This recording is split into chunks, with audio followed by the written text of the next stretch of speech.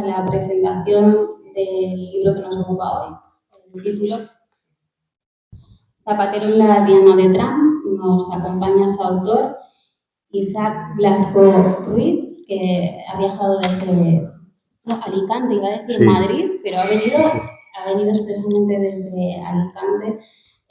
Bienvenido, Isaac. Muchas gracias, muy amables y muchísimas gracias por la invitación. Muy agradecidos porque hayas cogido esta invitación para venir a acompañarnos aquí, que estés en Avilés y en Asturias. Como habrán visto, a la entrada de la sala tenemos con nosotros también a Álvaro de Clarín. Siempre nos acompaña las presentaciones del libro con diferentes ejemplares para poder comprar el libro que ocupa la presentación y que además con gusto luego el autor pasará a firmarlos. Para nosotros la actividad que tenemos hoy, que esta presentación es la última de curso, ya por así decirlo, última actividad ya para tomarnos ese, yo creo que merecido descanso estival para volver luego con más energía y con ansias renovadas en septiembre para seguir trayendo diferentes actividades que a todos aquellos que nos seguís a lo largo del año y os gustan las actividades que desarrollamos, como siempre sabéis, tenemos aquí en la mesa una ficha de inscripción para todos aquellos que queréis colaborar con nosotros y ante los socios son solo 36 euros al año. Aquí la tengo para todos aquellos que queráis cogerla después. Y bueno, ya metiéndonos en materia de la presentación del libro que nos ocupa hoy, que aunque yo creo que estamos todavía saboreando esa victoria del Mundial de España. Sí, la resaca. la resaca que todavía lo estamos celebrando y que nos tiene festejando y aún así pues la actualidad política se sigue desarrollando, la vida institucional del país continúa y el libro que nos trae Isaac hoy pues aborda, sabemos que la actualidad política, como digo, frenética, que cada día nos tiene titulares distintos, pues hay una serie de casos de corrupción que están asolando al gobierno. Vamos a decir casos consumados, aquellos que ya están condenados, y presuntos, aquellos que todavía están pendientes de enjuiciar. Y en esa trama de corrupción tan enrevesada, imbricada, que no solamente afecta a política nacional, sino también internacional, una de esas ramificaciones es esta trama de corrupción donde la figura y pieza central es Zapatero. Entonces es de agradecer porque con lo complejo que es poder tener a alguien como Isaac Blasco, con su trayectoria profesional, con su amplia experiencia, que todo esto que es tan complejo, ¿no? El poder desentrañarlo para el común del ciudadano, tenerlo en un libro para poder entender qué es todo lo que está pasando, ¿no? En torno a la figura del Zapatero. Y para hacer más o menos esta presentación va a ser un poco dialogada, entonces voy a empezar ya preguntándote de todas las tramas que hay, y esta es la que afecta a Zapatero. ¿Por qué escogiste la figura de Zapatero para abordarlo? Además, desde un plano de vista, además, desde la investigación que nace con la administración estadounidense de Trump, aunque en este caso también parte también de Francia y Suiza, de una denuncia, ¿no? Sí, y algún que otro país europeo. Yo, si me permites, lo que quería era comentar. Bueno, primero agradecer a Virginia, que me lo ha puesto muy fácil, y vuestra acogida. Y quería comentar que es la primera vez que se presenta la segunda edición, que sale ahora a la venta. ¿Y por qué digo? Actualizada. ¿Por qué digo esto, actualizada? Porque yo hablé con el editor y le advertí de que el libro no podía ser un libro online o en tiempo real porque no tenía ningún sentido. ¿Y por qué comento esto? Por tu pregunta. Porque precisamente este libro lo que hace es prefigurar, apuntar, esbozar todo lo que ahora se está desarrollando informativamente. Y si tiene alguna virtud o algún mérito, yo creo que la de la claridad, para que precisamente el lector no se pierda en el marasmo informativo que tenemos a diario y que ha quedado, es verdad, un poco opacado por la celebración del Campeonato del Mundo para España y por el Mundial en sí. Y por otra parte, porque apunta cuestiones que, en mi opinión, van a ser noticia de manera inexorable en los próximos meses. Y sobre todo me refiero a la internacionalización del caso. Porque José Luis Rodríguez Zapatero nos puede parecer relevante en España en tanto, o por lo menos para una parte de los españoles, en tanto que icono o referente moral de la izquierda, no solamente del PSOE, también de una izquierda más a la izquierda del PSOE, que ha sido el que más ha ejercido la defensa de la figura del expresidente tras su imputación. Pero José Luis Rodríguez Zapatero, sobre todo, es un sujeto de interés, como definen los estadounidenses, en clave internacional, como actor para Estados Unidos esencial en la labor de blanqueamiento de regímenes de dudosa calidad democrática, como puede ser la dictadura chavista, y que preocupan especialmente a la administración estadounidense, no solo a la de Trump, también a la precedente de Biden, en tanto que lo conceptúan como una amenaza para su seguridad. Y eso es lo que explica que hoy Zapatero esté en la Audiencia Nacional, aunque parezca que no, imputado por ser la cabeza visible, según el juez, de una organización criminal que no solamente ha operado en España en el caso Plus Ultra, sino que también ofrece clarísimas ramificaciones de índole internacional en países como Venezuela, como China o como Emiratos Árabes Unidos. Si leemos el auto judicial del juez Calama del 19 de mayo, que es muy interesante y que está escrito de una manera muy sencilla, es prácticamente una narración, lo que hace es apuntar o abrir ventanas que van a ir desarrollándose y sobre todo lo que sugieren es que el magistrado conoce mucho más de lo que plasma en el auto para justificar la imputación del expresidente del gobierno.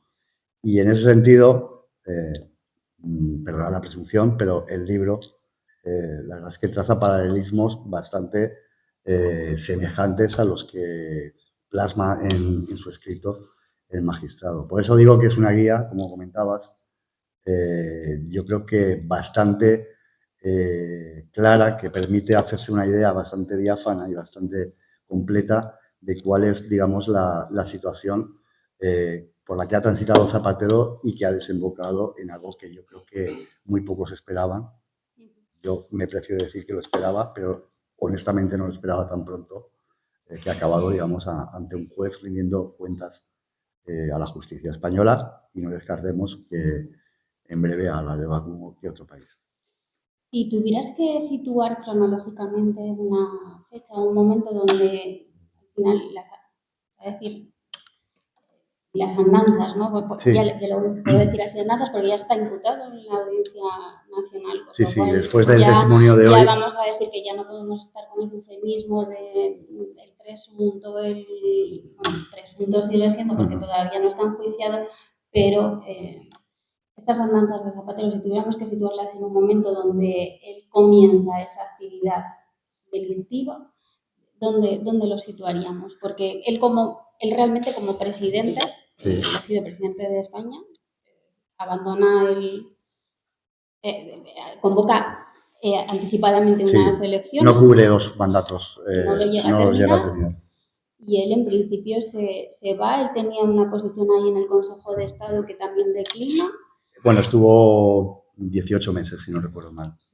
Sí, estuvo pero muy poco tiempo, pero muy poquito tiempo y luego abandona el Consejo de Estado y entonces desaparece prácticamente de la vida política y luego vuelve a aparecer, como dices tú, pues como un faro moral, ¿no? de la izquierda y ¿cuándo empieza ese vínculo con regímenes como Venezuela?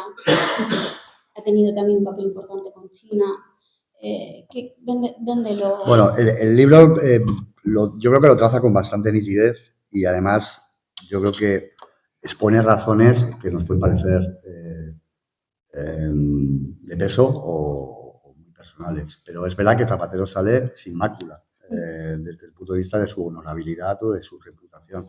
Pero sale muy tocado desde el punto de vista anímico porque sabe perfectamente que el final de su mandato ha sido un desastre. Desde el punto de vista económico, esencialmente, porque cometió el gravísimo error de no querer reconocer o anticiparse a una crisis económica que casi se nos lleva por delante y provoca el rescate de este país por parte de la Unión Europea. Eso es algo que digamos, va rumiando en su interior. Cuando desaparece del Consejo de Estado, es decir, cuando deja el Consejo de Estado y desaparece temporalmente, se dedica a dos cosas. Una, a escribir un libro, su primer libro, que es un alegato autorreivindicativo de su legado político, esencialmente centrado en el ámbito social. Y por otra parte, se dedica a contactar con viejos homólogos como Tony Blair, de los que se da cuenta que, bueno, que tienen una situación económica muy holgada, valiéndose de sus agendas políticas atesoradas y de su propio prestigio como exmandatarios de sus respectivos países. Tony Blair para él es una gran referencia. Y Tony Blair, de hecho, le presenta ese libro en el Círculo de Bellas Artes, del año 2013, si no recuerdo mal, 2012. A partir de ahí, Tony Blair le dice muy clarísimamente, si quieres dedicarte a vivir dando conferencias, mediando. Como lobista también, ¿no? Incluso haciendo actividades de lobby que son muy legítimas, cosas que desde el punto de vista ético o moral te pueden parecer más o menos plausibles, pero son legales y no tienen ninguna objeción siempre que se desarrollen con transparencia. Lo que le aconseja es desaparece de la vida pública y política de tu país. Y eso es algo que no hace. Que Zapatero jamás desengancha como esa referencia del Partido Socialista, como ese asesor áulico del sanchismo que va cobrando cada vez más peso en la propia vida política, no solo del PSOE, sino del conjunto de España a través del gobierno. Hay un par de fechas que son singularmente importantes para detectar que lo que hace Zapatero no es una labor desinteresada o una labor de hombre de paz, de peacemaker, como él se autodefine, de mediador, negociador de presos políticos en Venezuela, de mediador de conflictos entre la oposición venezolana y el chavismo y de algún que otro país, de mediaciones en Irán para tratar de garantizar el cumplimiento de los derechos humanos por parte del régimen de los ayatolás, de algunas gestiones en países árabes como Qatar o Emiratos Árabes, donde hay una apariencia de democracia, pero realmente la garantía de derechos fundamentales no es plena. Y hay una fecha concreta que es 2018. En 2018, Zapatero, que ya se ha introducido a través de José Bono, a través de Víctor de Aldama y a través de personajes públicos muy conocidos en este país, casi todos, digamos, en la órbita del PSOE, por ejemplo, José Luis Ábalos, que es el que le provee de una agenda en Iberoamérica lo suficientemente nutrida para empezar a andar allí como lobista. En 2018, Zapatero se presta a mediar entre Maduro y la oposición democrática venezolana en unas conversaciones, en una mesa de diálogo que se constituye en República Dominicana. Él ha entrado ya en contacto con los hermanos Rodríguez, con Delcy y sobre todo con Jorge Rodríguez, actual presidente de la Asamblea Nacional Bolivariana y verdadera eminencia gris del régimen, la persona más importante del régimen chavista, la que maneja los hilos desde la tramoya. En esa mesa de diálogo, Zapatero, la oposición se entusiasma con Zapatero porque ve en él una oportunidad de amplificar internacionalmente el conflicto, el déficit democrático que existía en Venezuela y les da que pensar que eso va a propiciar un cambio o una transición democrática en el país. La sorpresa es, y eso está en ese libro, me lo ha contado de primera mano el que encabezaba la delegación democrática, Julio Borges, que hoy vive exiliado en Valencia, en nuestra Valencia, no en la Valencia venezolana, porque no puede pisar su país.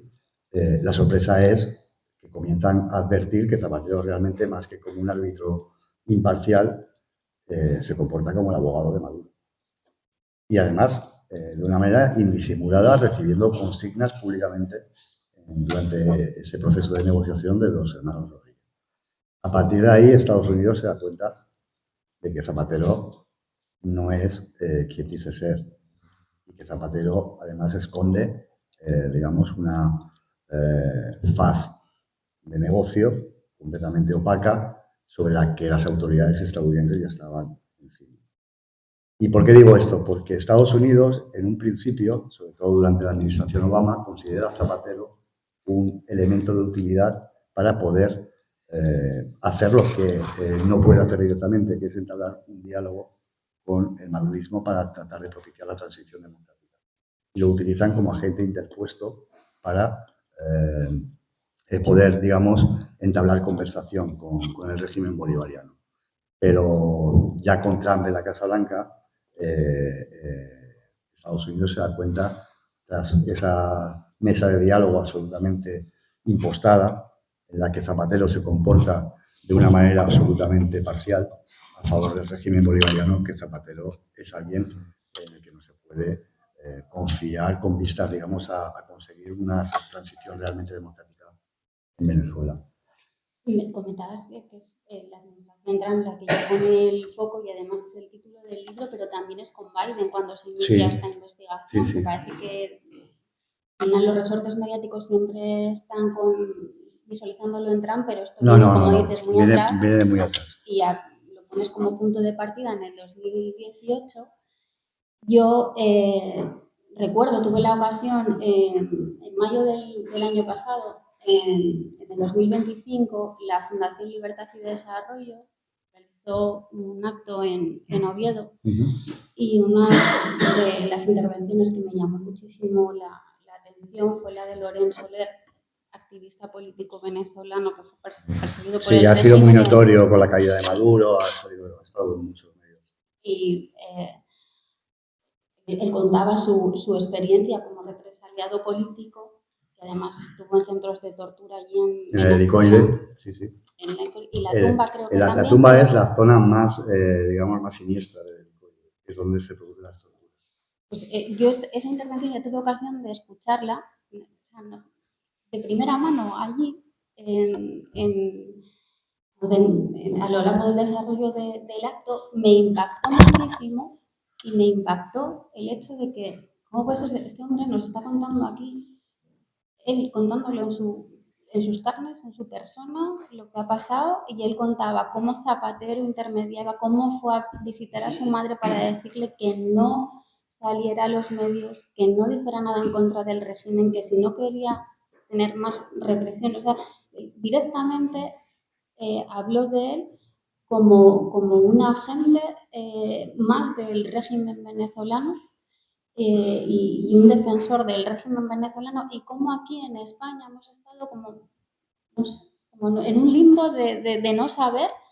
Esto ya había diferentes opositores que lo venían contando. ¿Por qué a tu juicio en España ha tenido que ser investigación internacional que al final destapa esto? Al final ahora sí es verdad que está estallando todo a una velocidad vertiginosa y ya entra directamente los resortes de nuestro Estado, los juzgados, los procesos judiciales ya están puestos en marcha aquí en España, pero ¿por qué aquí tanto tiempo hemos estado haciendo, no sé, poniéndonos un poco de perfil en estas labores que venía desarrollando Zapatero, además en una situación tan oscura, tan tenebrosa como es lo que estaba pasando y lo que sigue pasando en Venezuela? Pues la pregunta es más que pertinente y además tiene una explicación, yo creo que más sencilla, pero también muy lamentable. Zapatero ha sido el poder en la sombra del sanchismo. Zapatero tiene, digamos, o tenía, yo creo que ahora después de la imputación todo se ha caído, pero Zapatero ha llegado a urdir al calor del sanchismo y, por supuesto, con el consentimiento del presidente del gobierno, una red de poder paralelo al institucional, de un poder en la sombra llamado un ejercicio de poder blando que más que imponer sugiere pero que tiene evidentemente una gran influencia. Yo podría hablar de cloacas, se le podría calificar de ese modo, porque además todos los casos de corruptelas que ahora mismo cercan al Partido Socialista tienen vasos comunicantes. Y Zapatero ha tenido relación con la famosa Ley de 10 y con los elementos que, adheridos al PSOE, han tratado de subvertir nuestro Estado de Derecho con persecución y con la consecución de la muerte civil de quien se está intentando preservar que España siga siendo una democracia. Hablo de jueces, hablo de policías, hablo de periodistas, hablo de guardias civiles, hablo de fiscales. Entonces, ¿qué quiero decir con esto? Quiero decir que Zapatero ha ejercido un poder en la sombra muy relevante que ha, de algún modo, conseguido trasladar una imagen completamente distinta de la real con respecto a sus actividades en Venezuela.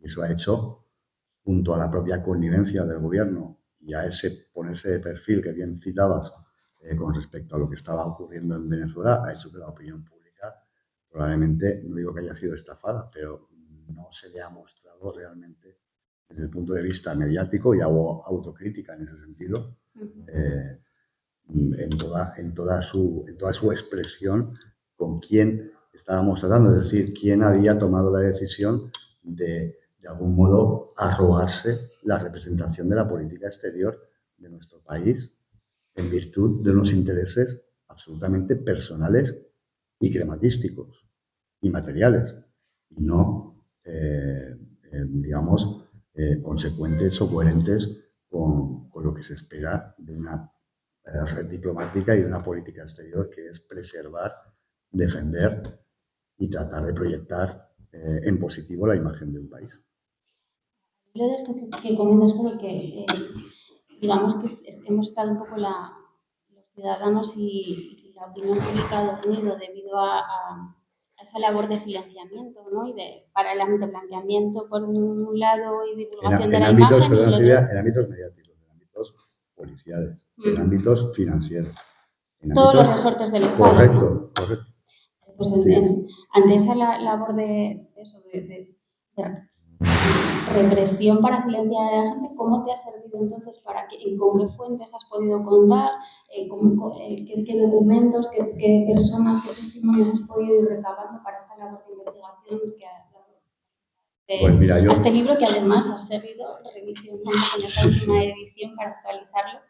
En el capítulo de agradecimientos hay mucha gente citada, mi mujer entre ellos, mi madre, mi hija, y también hablo de mis fuentes. Y acabó el capítulo de agradecimientos diciendo que me gustaría citarlas, pero no me dejan.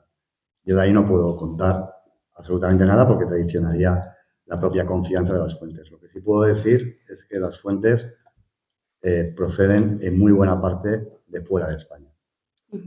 Y esencialmente de Estados Unidos y también de Venezuela. Es decir, las fuentes que a mí me han servido no solo para elaborar este libro, sino para hacer investigaciones periodísticas previas que datan de 2 años atrás, más o menos, un poquito más de 2 años. Fundamentalmente tienen que ver con ámbitos legales y policiales de Estados Unidos que no tienen ningún tipo de compromiso con Zapatero. Me dejas impactada con el análisis que haces y con la valoración. ¿Qué perfil entonces? Porque más allá de lo preocupante que es la situación, como ciudadana, como votante, como española, si me pongo a pensar detenidamente en la situación que está viviendo el país, realmente es preocupante. Y esto, además, esto que me cuentas de represión, de silenciamiento, de que hay resortes del Estado que tienen miedo a actuar y miedo a hablar por esa cancelación o por esa persecución. El personaje tiene un perfil de forma de ser que aparentemente, además, que es contrariamente a lo que él reflejaba. Porque, es la antítesis absoluta. Sí, es que eso es lo más chocante. Es muy curioso, sí. Porque si algo que destacó en su presidencia y después era como... El famoso talante. El talante. Es un invento. El apodo de Bambi, nada más, nada menos. Y claro, Esto es una figura completamente oscura y tenebrosa, relacionada con regímenes muy peligrosos. ¿Qué opinión tienes tú de realmente quién es el verdadero Zapatero? Esa es una gran pregunta. La primera frase del capítulo 1 es: Zapatero no es lo que aparenta. Y es un leitmotiv constante en el libro.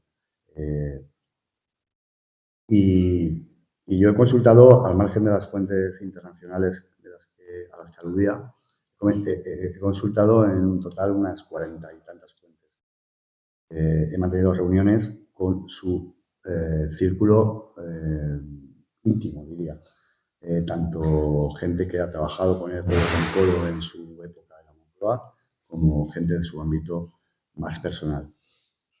Y nadie, todavía no sé, cuando tuve esas reuniones, hablo del mes de febrero, marzo, evidentemente todavía no había una noción clara sobre si Zapatero acabaría siendo investigado por la justicia, pero nadie en absoluto podía pensar, y hablo de su entorno personal, nadie, repito, podía pensar que Zapatero podía tener algún tipo de tentación por lo material, algún tipo de interés por el lujo, algún tipo de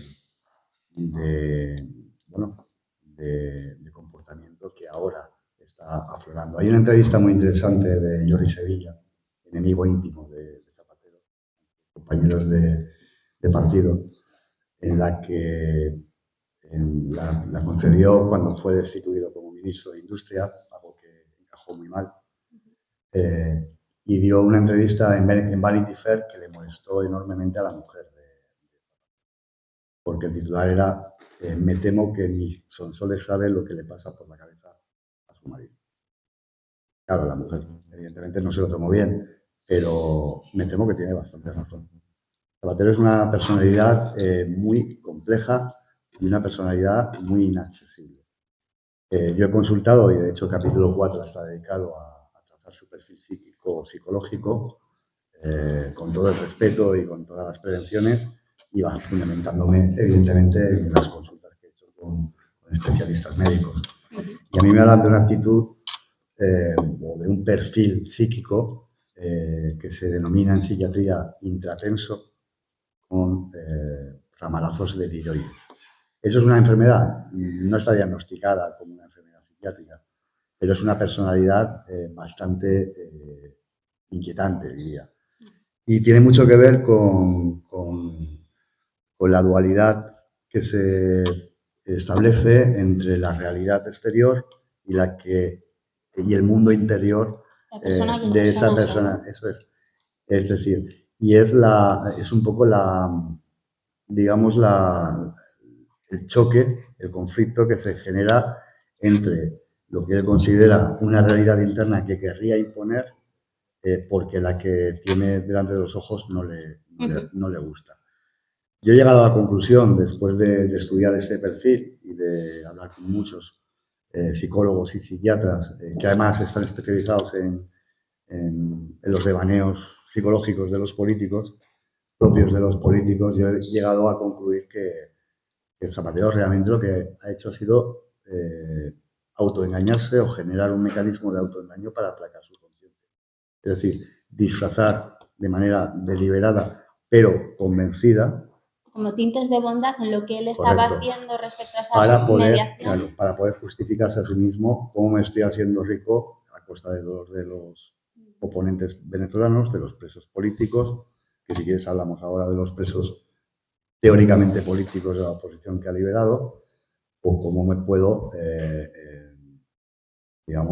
tranquilizar o calmar y no tener escrúpulos de conciencia si me estoy haciendo rico a través de empresas interpuestas, empresas pantallas, empresas offshore, además entrando hasta la cocina en regímenes profundamente antidemocráticos, como son Turquía, donde hay periodistas encarcelados y políticos encarcelados por Erdogan, como son algunas monarquías árabes, como es China, por supuesto, o como es Venezuela. Quiero que nos sigas contando y que entres también en el tema de esos opositores supuestamente liberados, pero me has dado el pie cuando hablaste de la mujer de Sonsoles, sí. Eso de que ni ella sabe, ¿no? quién comparte vida. Según Jordi Sevilla. Según Jordi Sevilla, con esa entrevista. ¿Hasta qué punto? Ella no sabía, porque ¿cómo puede ser también? Vemos que las hijas también están en esta red, también al borde de la imputación. O sea, sí, es que, sin ninguna duda. Es curioso, ¿no? Es curioso incluso, o sea, no solamente el perfil del personaje, sino también el entramado familiar que se genera y se construye alrededor suyo con toda esa actividad. La verdad es que es muy chocante, porque si uno repasa un poco la trayectoria, Sol es una persona muy discreta, es una persona muy poco conocida realmente en el ámbito público, salvo lo que se ha querido que se sepa de ella. Pero Sonsoles, por ejemplo, ha sido una persona que ha demostrado, lógicamente, una enorme preocupación por sus hijas. Y me remito al famoso capítulo de la conocida foto, que no fue en la Casa Blanca, que se dice que fue en la Casa Blanca, pero fue en el MoMA de Nueva York. Con los Obama. Con los Obama y las niñas. Si esa foto Moncloa nunca la hizo pública, la publicó la propia web de la Casa Blanca. Estamos hablando, no recuerdo el año, pero hace muchísimos años. Bueno, cuando él estaba durante la presidencia. Podemos hablando de unos 20 años, ¿no? Más o menos. Sí. Eran menores de edad. Eran menores de edad. Y fue Sonsoles Espinosa la que pidió personalmente a la Casa Blanca que se retirara porque lo propio y porque a las hijas las estaban breando. Imaginaos si eso hubiera ocurrido hoy con la proliferación y la intensidad de las redes sociales y tal, hubiera sido... Quiero decir que es difícil determinar el ámbito familiar. Yo lo que sí tengo constancia, yéndome a la actualidad, es que la situación familiar es muy complicada. Por la propia situación, por la propia coyuntura judicial por la que transita Zapatero. A ver, Zapatero, yo tengo el convencimiento de que salió de Moncloa sin ningún tipo de... Pero salió con una economía, con una situación patrimonial bastante discreta. Supongo que para nosotros sería de lo más aceptable, pero para un expresidente del gobierno no se compadecía con un patrimonio, digamos, al nivel de alguien que ha ostentado una magistratura tan alta como la del jefe del Ejecutivo del país.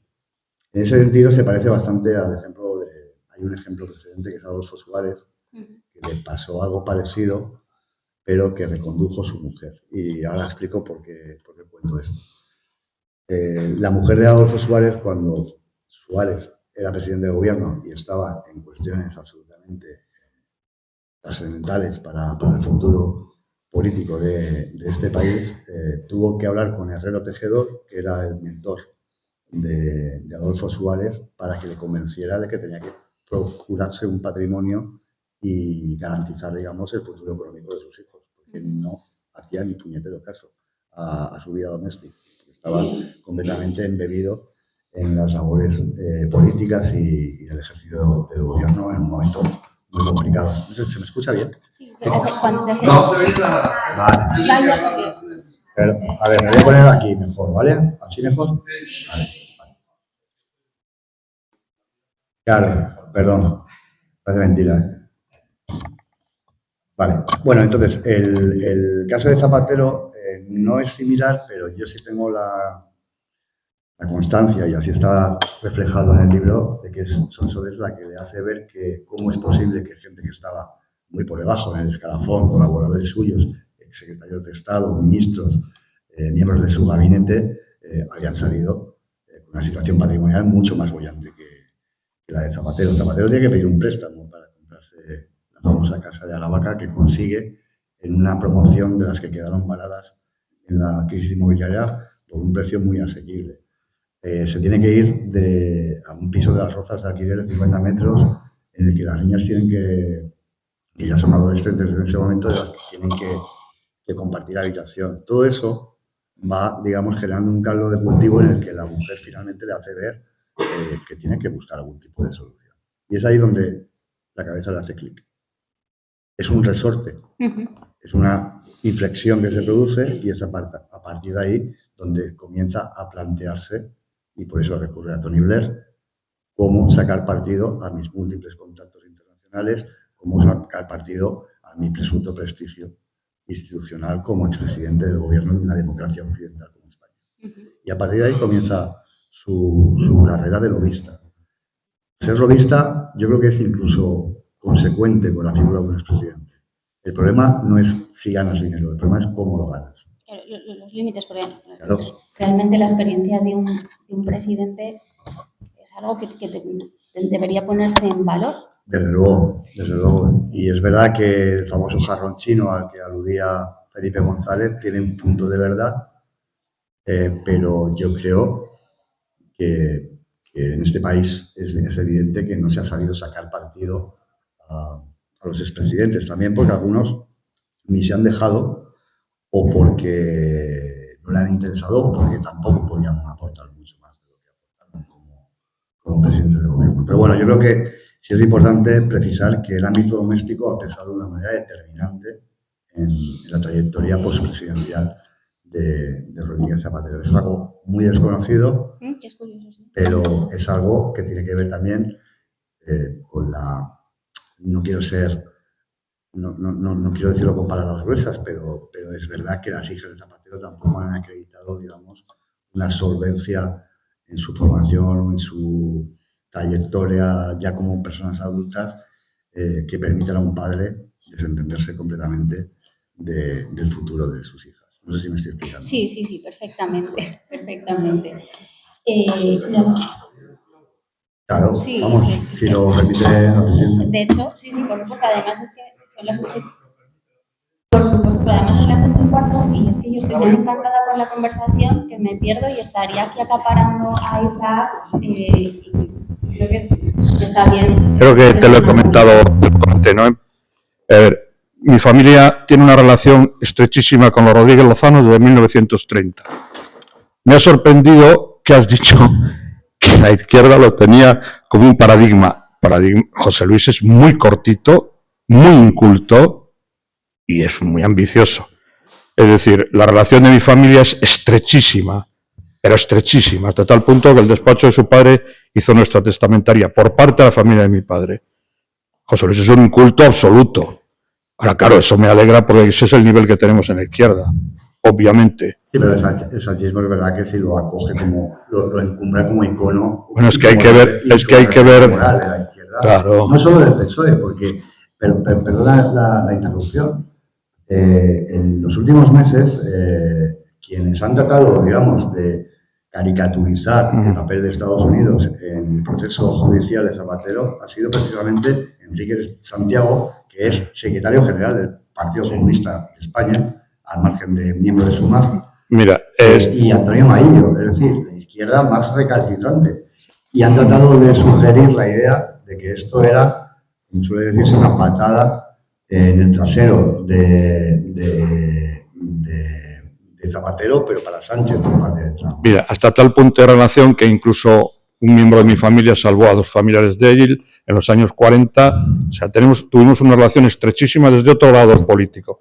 Pero que diga la izquierda que José Luis Sosa Wagner, que te sonará, fue director de Tesina, que me parece un aprovechado porque la cobró. Dijo que era la peor Tesina que había dirigido en su vida. José Luis Rodríguez Zapatero no pasó de profesor contratado en la Universidad de León. Menos la hizo, Sánchez la plagió. Es que, ¿tú crees que se la hizo o se la hizo Sosa Wagner? No sé. O sea, no pasó de profesor contratado. Es decir, conozco a esa familia, a la familia Rodríguez Lozano. Incluso mi padre intentó salvar a su abuelo, el capitán Rodríguez Lozano, que estuvo aquí en la represión, en la Revolución de Asturias, formó parte de la represión asturiana con el general López Ochoa, con el general Franco, que era el jefe del Estado Mayor, y con el coronel Aranda. Pero bueno, me ha encantado lo que has dicho y sobre todo me alegra saber que a la izquierda del PSOE, que tiene un nivel intelectual, mi perra es más lista que ellos, pues lo consideran un paradigma de la cultura, con lo cual me has animado la tarde. Me encanta lo que has dicho. Con esta espontaneidad que ya hemos abierto turno de palabra para... Y perdona que haya intervenido. No, por favor. Sí, Susana, que se anima también. Hola, buenas tardes. Hola. Enhorabuena por el libro. No lo he leído por la oportunidad del libro, pero lo haré. A ver si soy breve, que no es mi fuerte. Tengo una pregunta específica del libro y otra como ciudadana, como país. La específica, en parte, me la has contestado porque a mí, cuando empezó a salir todo esto, que he sido una de las sorprendidas, incluso junto con mi esposo, y digo, ¿pero de verdad he hecho esto? O sea, cuando él se fue del poder, yo que soy economista, primero lo tomaba por un corto, un inútil, un incapaz, pero bueno, parecía pues eso, el Bambi, el bueno, o sea, y el que hablaba de la alianza de civilizaciones. Realmente digo, ¿qué es lo que está detrás? No he entendido ese perfil psicológico, si lo puedes explicar un poco más, qué es lo que lleva a ese narcisismo, ambición de poder, y a la vez también has explicado un poco lo que era el motor, porque yo me ponía en el papel de Sonsoles, sin saber esto que tú has dicho respecto al patrimonio, porque el perfil que tenía de ella era una persona que detestaba el protagonismo, que lo que le gustaba cantar, que el tiempo que estuvo allí, y esto lo dijo una alta responsable de la Moncloa, que lo pasaba fatal, no tenía el protagonismo de Ana Botella, ni de la mujer actual de Sánchez, que ya lo que quería era cantar y poco más. Ahora, si ese ha sido el motor, no sé, yo creo que como madre, ¿quién puede perdonar el implicar así a las hijas? Pero, o sea, primero, es que si explicas un poco mejor el perfil psicológico, porque realmente a mí me ha dejado completamente desconectada, o si realmente, bueno, tu visión, ya, tu opinión personal, ya que los he estudiado tanto, si él sin ese motor de la mujer y la inutilidad de las hijas lo haría. Eso respecto al libro, y como ciudadano, como país, ¿tenemos esperanza? Porque yo cuando veo, no sé, la condena de Ábalos, el fiscal general del Estado, este señor que va a terminar, me da una esperanza, a pesar de que la justicia es lenta, pero realmente la imagen internacional, yo que trabajo en economía, es tan importante que realmente pues yo creo que estamos dando la imagen de monarquía bananera. Si tenemos solución, si habría que hacer cambios en la justicia para que esto se pudiera agilizar y poder sanear un poco nuestra democracia. Muchas gracias y enhorabuena por el libro. Gracias. Con respecto a la primera pregunta, creo que con una anécdota que está en el libro, te lo voy a resumir mucho mejor que con una explicación más prolija. En unos días en los que se fueron Sonsoles y las hijas a León a pasar unos días, Zapatero estaba sin agenda, y Zapatero era estrictamente frugal en los hábitos en Moncloa como presidente del gobierno, hasta el punto de que generó algún tipo de queja por parte del personal de la Moncloa, sobre todo en el asunto de la alimentación. Impuso unos menús aburridísimos, si me permitís, desde el punto de vista culinario. Su plato preferido son los garbanzos con gambas. Y una vez se permitió pedir al jefe de cocina, que se quedó muy sorprendido, una vez en la que comía solo garbanzos con gambas. Y entonces a mí me llegó de las fuentes que consulté, que me contaron esa anécdota, que era como si se hubiera concedido, no sé, el lujo asiático más impensable del mundo. Quiero decir que las muestras que daba cuando era presidente del gobierno dan idea de que realmente Zapatero era una persona austera, una persona que no tenía ningún interés por la cuestión material, lo que enlaza con el asunto de su personalidad y de su psicología. Tiene mucho que ver con, no diré con su cultura, porque a mí sí me consta que es alguien con cierta inquietud, pero es alguien que ha asimilado unos patrones muy maniqueos desde el punto de vista ideológico, fundamentados en lecturas de la izquierda clásica, de Bakunin, de Hegel, de Marx, y no muy asimilados. Es un idealista aparente. A mí me lo describen así, pero realmente tiene una faz completamente oculta, desconocida, que está aflorando a golpe de autojudicial. Ahora, a mí me parece, no diré que tenga tintes o rasgos patológicos, pero es una personalidad, desde el punto de vista clínico, bastante más insana, me vais a matar, que la de Pedro Sánchez, según a mí me han dicho. Sí, porque a mí me lo han descrito, pero de una manera muy gráfica. Pedro Sánchez es un desahogado, es decir, es alguien que la hace y sabe lo que está haciendo perfectamente. No tiene moral, no tiene principios, pero es que además le da exactamente lo mismo. Eso, desde el punto de vista clínico, es mucho más sano, digamos, en el diagnóstico, que alguien que realmente se cree Juana de Arco, o Gandhi, cuando realmente no lo es. Perdona que insista, cuando él se jubiló de la política dijo, me voy a dedicar a ser contador de nubes, Sí. y ya está, quiero decir, sin ese motor del patrimonio siendo frugal, ¿él habría hecho esto? Bueno, de hecho llegó a comprar un terreno en León para retirarse. Y además Sí, a supervisar nubes, un como dijo. matrimonio bien avenido, Pero al que no se le acusaba de ninguna eso- habilidad. ¿Cómo se metió en esto, esta Yo creo que locura? por una presión de índole personal, familiar. Bueno, pues entonces Sonsoles tiene su... A ver, no se puede concluir que Sonsoles es la responsable de que su marido esté ahora en la Audiencia Nacional imputado, pero es verdad que esta conversación la tuve con gente con la que despachaba a diario. No hablo ya de secretarios de Estado, de ministros, hablo de su de jefes de gabinete, de personas que estaban las 24 horas del día con él. Y esta idea de irse a León a la vida retirada la manifestó en varias ocasiones, pero no solo públicamente, sino hablando teóricamente en serio ante sus colaboradores. Y sus colaboradores dijeron, mira, es imposible que puedas hacer eso, porque tus hijas están ya integradas en Madrid, porque tu mujer está todo el día en el coro de Radio Televisión Española cantando, porque tiene su vida hecha en Madrid. Y dice, no te lo van a permitir, pero es que además es lógico que no te lo permitan, porque la vida de un expresidente de gobierno es muy complicada. Y no, yo lo digo en serio, y llegó a comprar ese terreno. Quiero decir que su voluntad era esa. ¿Y como país tenemos solución? Como país yo creo que tenemos una solución, pero que la regresión democrática que estamos padeciendo los últimos 8 años va a ser complicada de restituir. Se hará, pero yo es que soy de los que cree, y lo digo aquí públicamente, lo digo en tertulias y lo escribo, creo que no estamos viviendo realmente lo que se llama una democracia representativa al uso. Yo no conozco un caso de democracia occidental donde el presidente del gobierno haya dicho públicamente que se puede gobernar de espaldas al Parlamento. Eso es una anomalía democrática que permite decir que no estamos, digamos, en la representación política convencional que nos dimos tras la transición o mediante la transición democrática. Esto es otra cosa. ¿Es una democracia? Sí. ¿Es una democracia parlamentaria como la que teníamos antes del 1 de junio de 2018? No.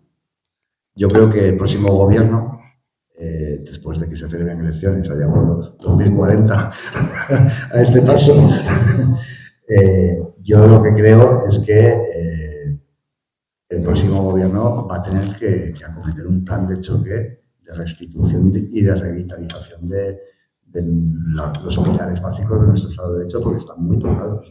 El último reducto es la independencia judicial de una parte de la judicatura. Y, bueno, si me permitís también, de ciertos medios de comunicación que vivimos de dinero privado, ¿no? Que no tenemos subvenciones porque somos fachoesfera o pseudomedios, según este gobierno. Más palabras por ahí. Sí, perdón. Bueno, muchas gracias por la explicación. Quería comentar que a mí me chirría un poco lo que estabas comentando antes o diciendo, afirmando, de que estaba en una situación complicada económicamente y que entonces su mujer le había empujado a que buscase alguna alternativa y el recurrió a Blair. Hombre, a ver, José Luis Rodríguez Zapatero, él fue el que instituyó la figura del expresidente. Él, a partir de él, todos los expresidentes tienen, voy a leerlo, porque a lo mejor hay alguien que no lo conoce, dotación anual para oficina gastos de entre 74.000 y 79.000 euros. 2 asesores pagados por el Estado, uno de nivel 30, 70.000 euros, y otro de nivel 18. Que ocupa su puesto un primo de él. Coche oficial con chofer. Libre pase en transportes estatales, Renfe, etcétera, y apoyo diplomático en los viajes. Asignación económica para él de 80.000 euros brutos anuales. O también se puede incorporar, si quisiera, al Consejo de Estado. Bueno, se puede llegar hasta 100.000 euros al año. No, pero no son compatibles. Bueno, pero es igual. Pero puede elegir, quiero decir. Sí. O sea, pero esto es verdad que si estuvo buscando algún tipo de luz con Blair, no pensó en trabajar, a lo mejor por primera vez en su vida, digo, porque es que yo también conozco a quien dejó la plaza que él cogió para ser profesor asociado. O sea, ¿quién rechazó esa plaza? Curiosamente. Y esa es la historia. Entonces, este tío es un sinvergüenza, o sea, ni más ni menos. Es un pobre sinvergüenza, pero que lo han, digamos, usado para eso. Cuando dicen que es el faro moral de la izquierda, o dicen que es un faro moral, no. Dicen que es un faro moral. Lo han repetido muchas veces y como todo es relato, Claro. cuando se repite una cosa 100.000 veces, pues queda el hombre, luego dice cosas como lo que la tierra es del viento.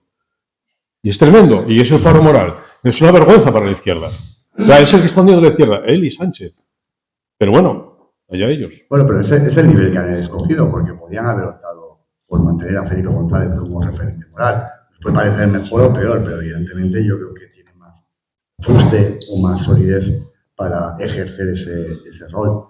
Con relación a los ingresos de Zapatero, lo he comentado, a mí me parecen estratosféricos, es decir, me parece una situación económica holgadísima, pero todo es relativo, es como el precio de las cosas. Las cosas valen lo que uno quiere pagar por ellas, lo que se quiere pagar por ellas.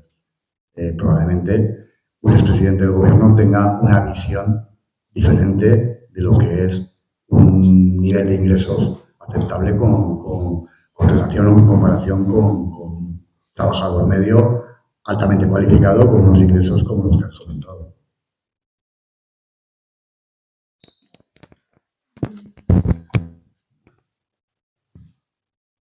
Para que no se nos queden cosas en el tintero. No quiero yo abandonar eso que nos habías contado de la relación con los supuestos opositores venezolanos y esa labor de mediación.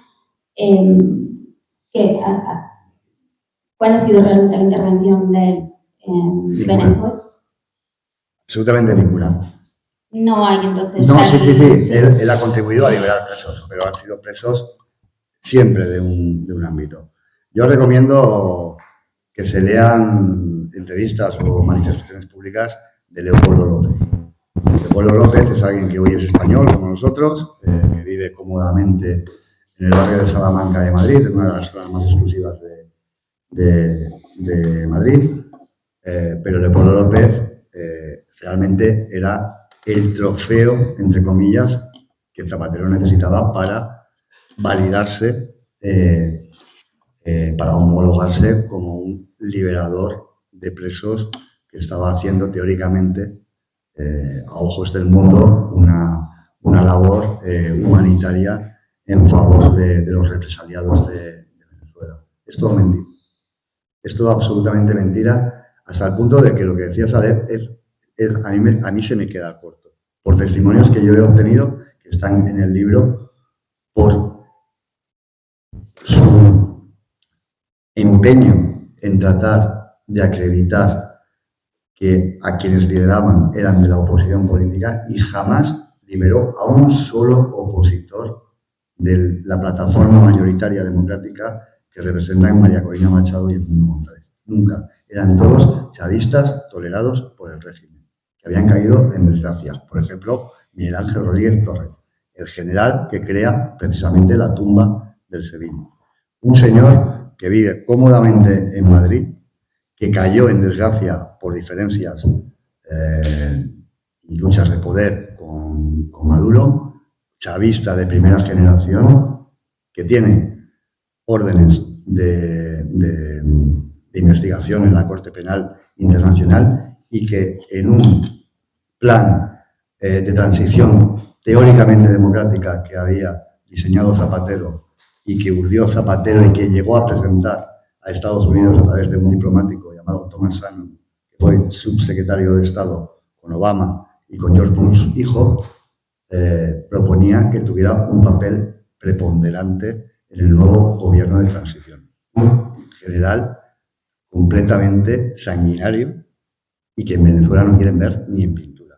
Por eso es chocante, yo he dado una explicación, creo que es la explicación, por qué aquí hemos mirado para otro lado o no hemos advertido ante quién estábamos. Pero en Venezuela le tienen cogida la matrícula desde hace muchísimo tiempo. Y precisamente, perdón, Silvia, por su labor farisea, completamente hipócrita en relación a su rol de liberador de presos. Uno o una de los que peor concepto tiene de Rodríguez Zapatero, se llama Delcy Rodríguez. Al contrario de lo que se ha dicho y de lo que se ha trasladado mediáticamente. Eso está también explicado en el libro. La amistad de Zapatero es exclusivamente con Jorge Rodríguez. Si Delcy Rodríguez tolera a Zapatero, al que considera un aprovechado, es por la amistad que le tiene con su hermano. Al hilo de esto que comentabas en Venezuela, ya saben, el calado del personaje, pero aquí la izquierda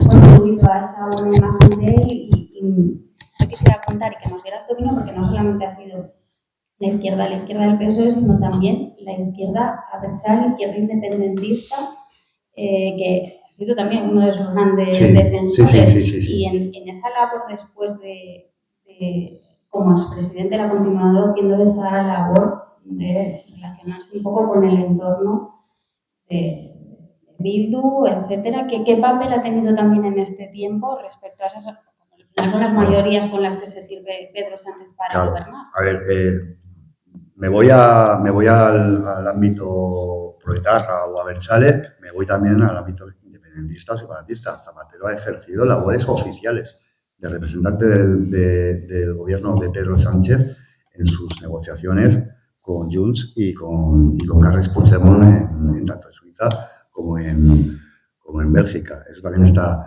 explicado. Pero es que Zapatero, si de algo se ha enorgullecido sin ningún tipo de justificación, si de algo ha alardeado y algo ha reivindicado, ha sido considerar que él ha acabado con ETA. Es que es la aurora boreal, pero es así. Es que lo piensa íntimamente y lo ha verbalizado. Luego ha matizado diciendo que, bueno, mi gobierno y yo, pero no habla del triunfo del Estado de Derecho sobre los violentos. No habla de la labor de las fuerzas y cuerpos de seguridad del Estado. Habla de la equidistancia que ha establecido entre víctimas y verdugos sistemáticamente en todas sus intervenciones cuando ha hablado de ETA. Y fue el que propició, que ahora, años después, las víctimas, o muchas de las víctimas por lo menos, del terrorismo etarra se sientan todavía agraviadas. Y que haya una generación de muchos españoles que no sepan siquiera que existió. Efectivamente, ETA, ni quién es Miguel Ángel Blanco. Eso. O quién era. Para ir finalizando y no acapararte más. No, yo estoy encantado. Bueno, porque es que es súper interesante la conversación. A tu juicio, ¿qué final tiene Zapatero? Bueno, esa pregunta. La pregunta del millón. Esa es la pregunta del millón, ¿sabes? Esa es comenzando el mundial si España iba a ganar. A ver, yo creo que hoy ha ocurrido algo que es singularmente importante, pero sobre todo ya lo sabíamos desde ayer.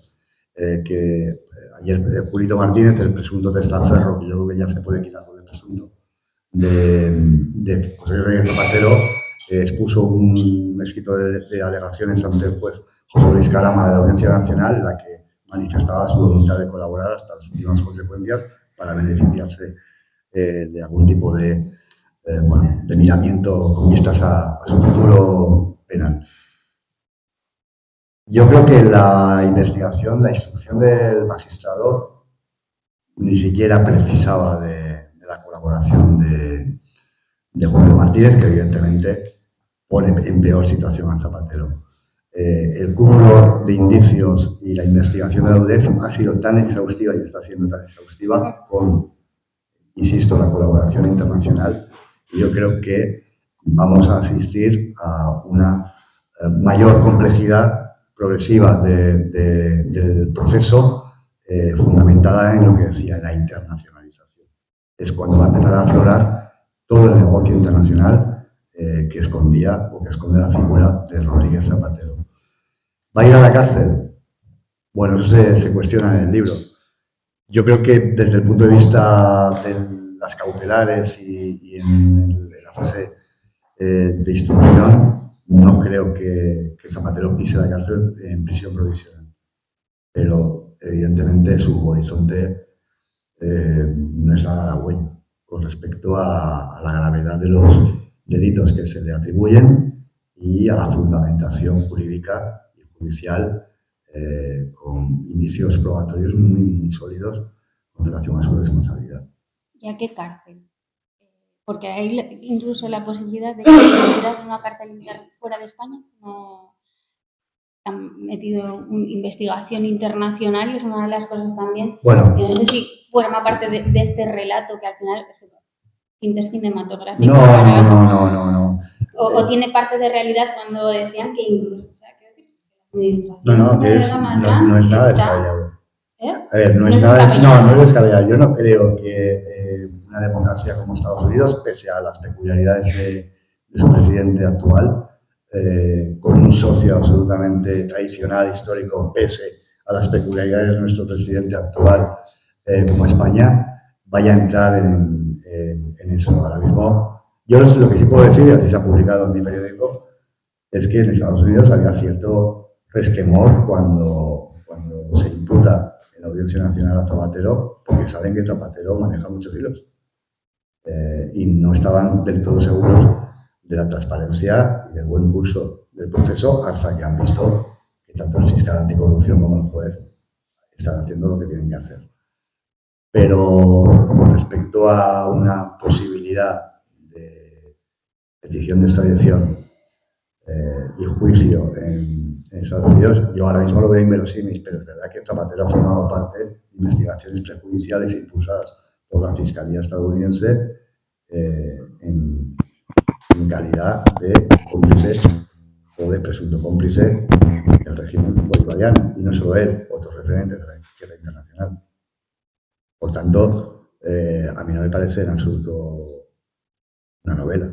Me parece que tiene visos de producirse, y hay quien dice, eso yo no lo puedo asegurar, que si no se hubiera activado el proceso judicial de plus ultra y su imputación consecuente en España, ese hubiera sido el destino de Zapatero. Sí, porque bueno, en Estados Unidos, entre otros, tienen al Pollo Carvajal también. Es que esa clave es muy importante. Es que en noviembre del año pasado Estados Unidos decretó legalmente la consideración de Venezuela como narcoestado.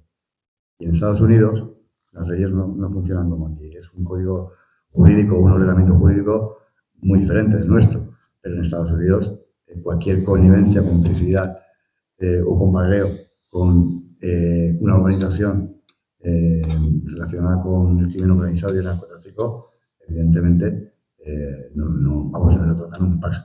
En ese sentido, las investigaciones relacionadas con Zapatero e impulsadas, insisto, por las autoridades de Estados Unidos en clave internacional, tienen mucho que ver con esa consideración de Venezuela, del régimen chavista, como un cártel más de la droga.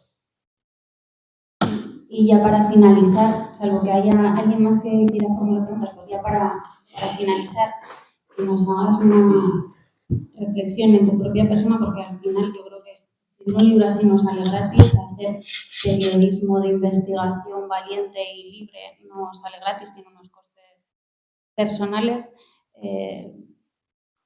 Desde un punto de vista personal, ¿qué implica el sacar este libro? Te alabo la valentía y te agradecemos en este caso el libro, la presentación y que hayas estado con nosotros aquí, y para que nos cuentes qué implica el escribir un libro así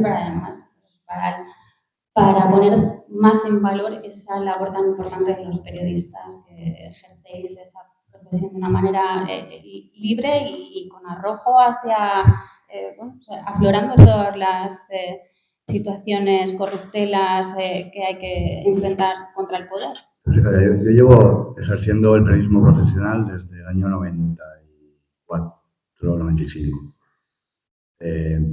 Y nunca he sido corporativista, pero creo que ahora sí es necesario serlo por una sencilla razón, porque la libertad de expresión en este país está seriamente amenazada. Le invito, el que lea el libro, que evidentemente también lea el prólogo de David Alandete, amigo, corresponsal de ABC en Washington y destinatario de muchas falacias, mentiras y críticas impulsadas no por un partido político, no, por un ministro del gobierno de España que se llama Óscar Puente, que ha tratado de mancillar o de poner en duda su profesionalidad cuando es un periodista de una enorme solvencia y de una enorme seriedad, y doy fe porque trabajo con él muchos años en ABC.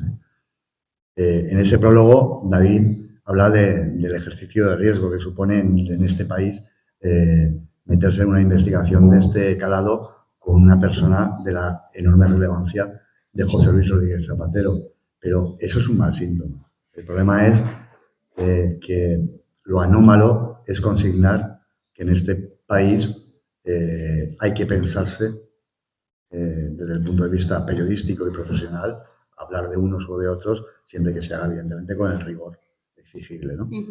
Eso es lo inquietante, que esta pregunta que me acabas de hacer tenga sentido hoy en día cuando no tendríamos ni que plantear. No, claro, pero ahora es más necesaria que nunca. Cuando estamos en una democracia. Bueno, pues... Vamos a ver, yo voy al título del libro. Sí.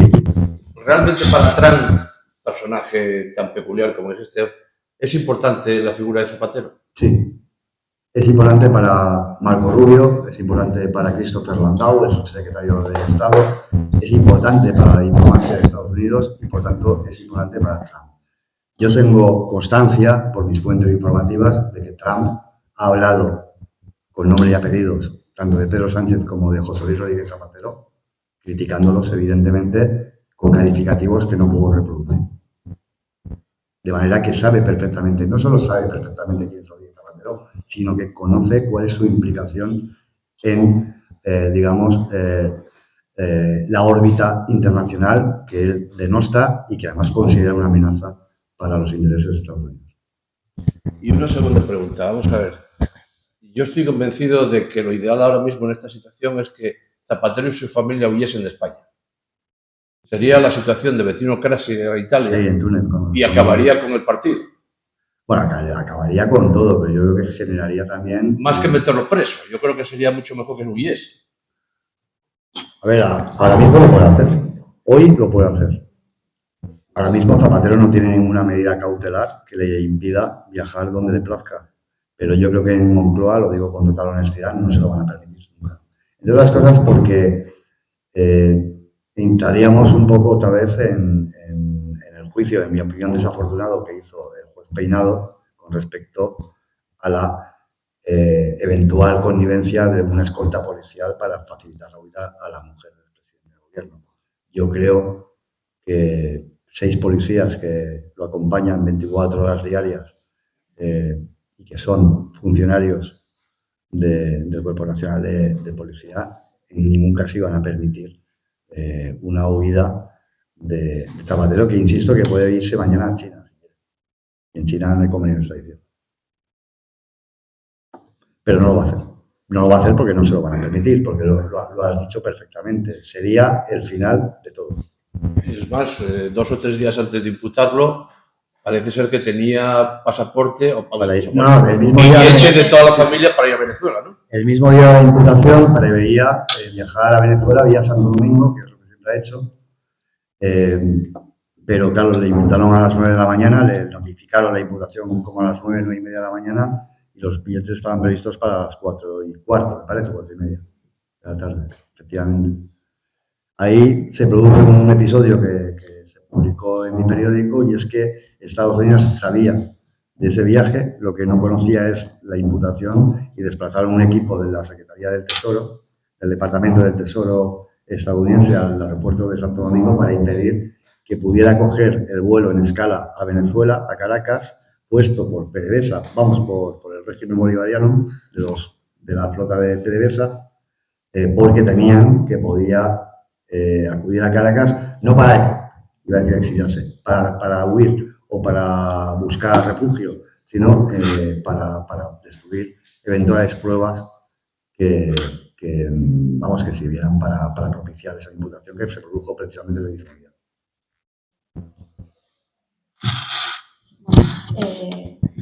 Yo creo que ya podemos, no hay nadie más turno de palabras, podemos ya dar por terminada la presentación, que ha estado súper interesante. Muchas gracias. Sí. Muchas gracias, Isaac. Se me olvidó decir antes, bueno, lo encontraremos, lo podremos leer en el libro, pero también en lo podremos leer diariamente en Voz Populi, que es subdirector del periódico.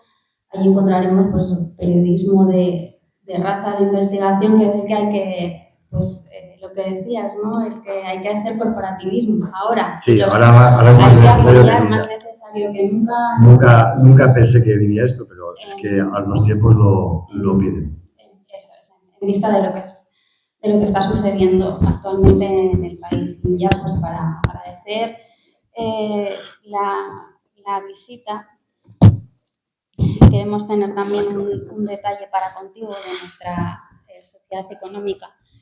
Este es un detalle que damos a los invitados que nos acompañan.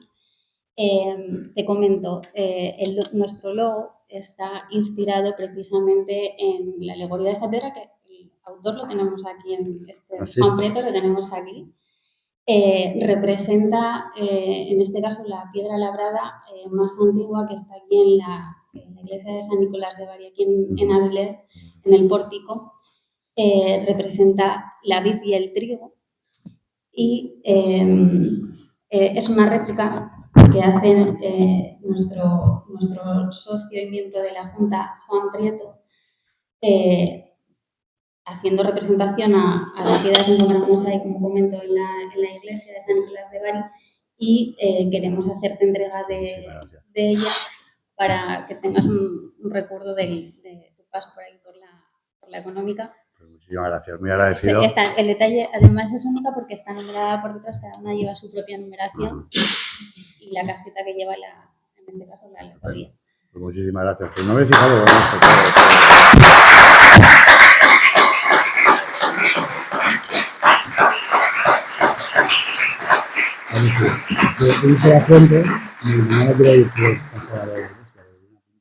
Pues ahí está en el pórtico. Sí, en el pórtico se ve la... Bueno, pues nada, dando ya finalizado, los que tengáis libros, yo creo que es el momento de firma del autor y hablar un poquito con Isa.